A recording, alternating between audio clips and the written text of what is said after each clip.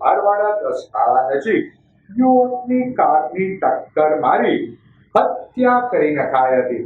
બનાવ અંગેની પ્રાપ્ત વિગતો મુજબ અગાઉ થયેલા ઝઘડાના સમાધાન માટે કુંભારવાડા 10 નાળા નજીક કેટલાક યુવકો ભેગા થયા હતા. જે દરમિયાન 4 થી 5 યુવકો સાથે ઝઘડો કરી તેની પાછળ કાર દોડાવી કારની ટક્કર મારી એક યુવકની હત્યા કરી નખાઈ હતી.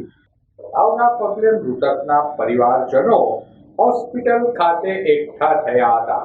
આ મામલે દિનેશ ગોહિલ, યોગેશ વેગડ, હરેશ કોળી અને સંજય નામના વ્યક્તિ વિરુદ્ધ પોલીસે ગુનો નોંધી હત્યારા ઈસમોને ઝડપી લેવા કવાયત હાથ ધરી હતી. બનાવમાં તો એવું છે કે જે મારા મામાનો દીકરો છે અત્યારે એક્સપાયર થઈ ગયો છે. એને 1 વર્ષ પહેલાં એની હારે માથાકૂટ થઈ હતી, જે દિનેશ નામનો છોકરો છે, બરોબર છે. બોરતળાવ ગાર્ડન એને માથાકૂટ થઈ હતી. મારા મામાનો દીકરો એ બધા ફોટા પડાવવા આવ્યા હતા ત્યાં. આ લોકો ત્યાં રોજ પીવે જ છે, દારૂ બારૂ પીતા હોય છે. એ સામાન્ય બાબતે સામું જોવામાંથી ધોળઠપાટ હામાહામી કરી લીધી. એ દાજ રાખી હતી આ જે દિનેશ નામનો છોકરો છે. પછી એને અવારનવાર એનો કોન્ટેક્ટ નંબર ગોતીને એને ફોન કરતો હતો કે તું ક્યાં છો, આવી જા, તને મારી નાખશું ને એવી બધી ધમકી દેતો હતો.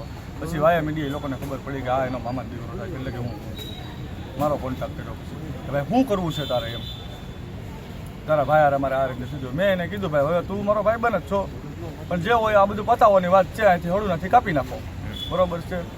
તો એ લોકો એમ કહેતા હતા તો તારા ભાઈને લેતો, બરોબર છે. એટલે મેં એ લોકોને વાત કરી, મેં કીધું આ વાંધો નહીં તમે કહો એમ. એની હારે યોગેશ નામનો છોકરો હતો ને એ એમ કહેતો હતો કે અમારે સમાધાન નથી કરવું, અમે ડોકું જ કાપી નાખવું છે એનું. મને છે ને છોકરાને વાત કરી. સમાધાન માટે કઈ જગ્યાએ ગયા હતા? સમાધાન માટે એ લોકોએ બોલાવ્યા હતા કે જો તમારે બેઠું બતાવવું હોય, બરોબર છે, તો અમે એક વિડીયો બનાવશું એનો, માફી માંગતો હોય એવો, પગે લાગતો હોય એવો વિડીયો બનાવશું, બરોબર છે. એટલે મેં કીધું ભાઈ તું ઢોલ ટપાટ કરી લેજે, એ બધું રહેવા દે, બરોબર છે. તો એ લોકો માનતા હતા, બરોબર છે. એટલે તો મેં કીધું વાંધો નહીં, તમે એ રીતના કરવું હોય તો એ રીતના, બરોબર છે. હાલો મેં તમે કહો ને તમે ત્યારે આવી જાય, અમારે સમાધાન કરવું છે, બરોબર છે.